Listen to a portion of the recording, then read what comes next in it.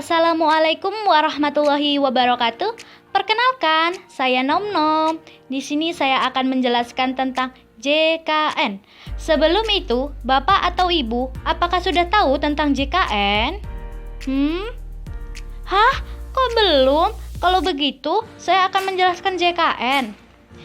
JKN atau Jaminan Kesehatan Nasional adalah sistem jaminan sosial nasional yang diselenggarakan melalui mekanisme asuransi kesehatan sosial yang bersifat wajib berdasarkan Undang-Undang Nomor 40 Tahun 2004 tentang Sistem Jaminan Sosial Nasional.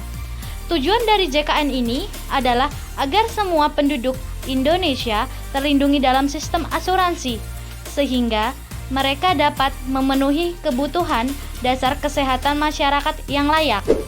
Dalam JKN ini terdapat 5 program. Yang pertama, jaminan kesehatan. Kedua, jaminan kecelakaan kerja. Yang ketiga, jaminan hari tua. Yang keempat, jaminan pensiun. Yang kelima, jaminan kematian. Mengapa sih orang perlu mengikuti JKN? Yang pertama, sakit bisa datang kapan saja. Yang kedua, biaya pelayanan kesehatan semakin meningkat disebabkan oleh laju inflasi yang tinggi. Kemudian, yang kedua, pasien pada posisi tawar yang lemah. Ketiga, informasi yang tidak seimbang antara penderita dan pemberi pelayanan kesehatan. Yang keempat, kemajuan teknologi kedokteran. Yang kelima, perubahan pola penyakit degeneratif kronis. Yang ketiga, sakit berdampak pada sosial ekonomi. Manfaat apa saja sih yang dapat kita terima dengan mengikuti JKN? Pertama, pelayanan kesehatan bersifat perseorangan yang mencakup promotif, preventif, kuratif, rehabilitatif. Pelayanan obat, bahan medis habis pakai sesuai indikasi medis yang diperlakukan. Manfaat medis yang diperoleh peserta program JKN tidak dibedakan berdasarkan iuran, sedangkan yang dibedakan berdasarkan iuran adalah non-medis. Dalam hal ini adalah akomodasi atau kelas rawat inap. Jadi, fasilitas ambulan diberikan untuk pasien rujukan dari fasilitas kesepakatan dengan kondisi tertentu yang ditetapkan oleh BPJS Kesehatan.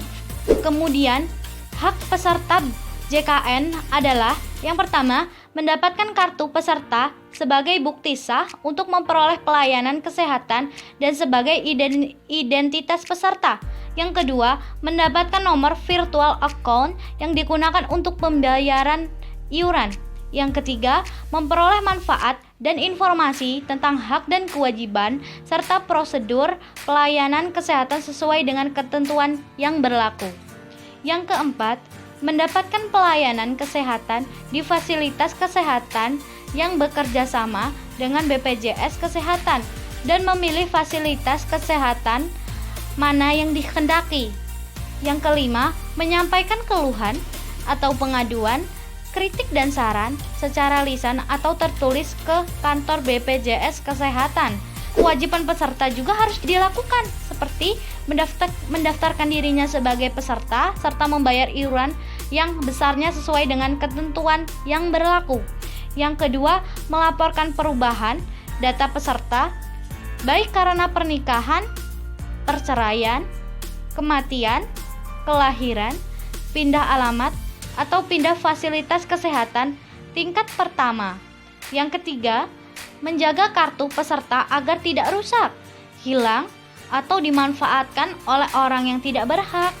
Yang keempat, mentaati semua ketentuan dan tata cara pelayanan kesehatan. Kemudian, kepesertaan.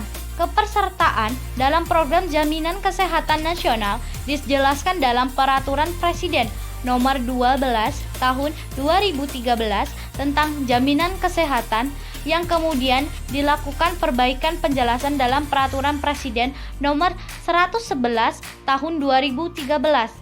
Kepesertaan jaminan kesehatan bersifat wajib dan mencakup seluruh penduduk Indonesia.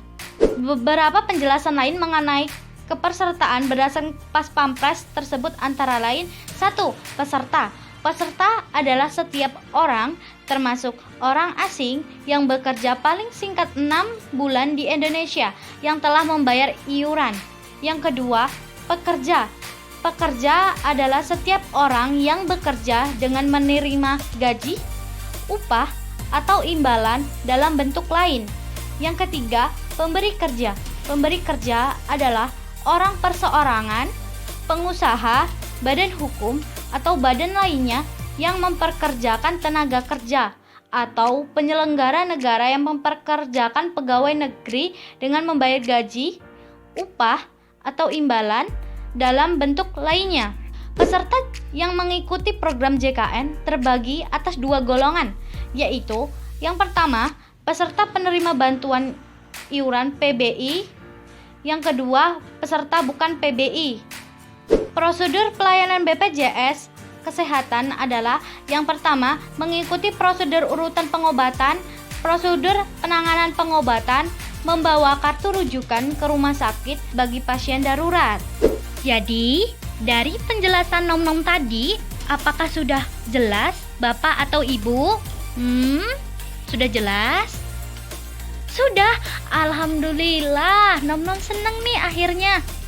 Sebelum Nom-Nom pergi, ayo segera daftarkan diri Anda jadi peserta JKN. Karena JKN untuk Indonesia yang lebih sehat. Ayo segera daftarkan JKN.